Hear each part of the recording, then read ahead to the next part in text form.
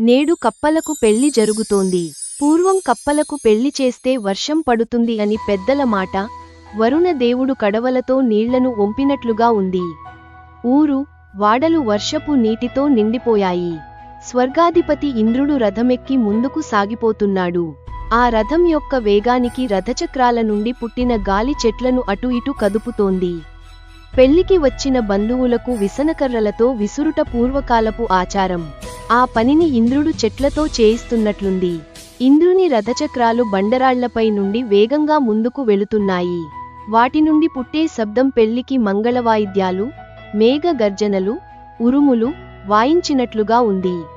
ఈ మంగళ వాద్యాలకు ఇంద్రుడు ఎలాంటి ధనం తీసుకోలేదు. ఇంద్రుని రథచక్రాల వేగానికి, ఒత్తిడికి మెరుపులు పుట్టాయి.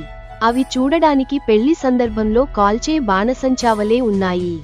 మనసును పరవశింప చేస్తున్నాయి. మేఘాలు వర్షించాయి. అప్పటిదాకా ఎక్కడో ఉన్న బోదురు కప్పలు బెకబెక శబ్దాలు చేస్తున్నాయి. ఆ శబ్దాలు కప్పల పెళ్లికి వాయించే మంగళ వాద్యాల ధ్వని వలె ఉన్నాయి. కప్పతల్లి మా ఇంటి ముంగిటకు వచ్చింది. ఇంటిచూరు నుండి వాన బొట్లుబొట్లుగా పడుతుంది.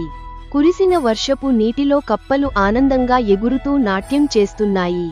ఇక పొలంలో బంగారం పండుతుందన్న నమ్మకం కలిగింది.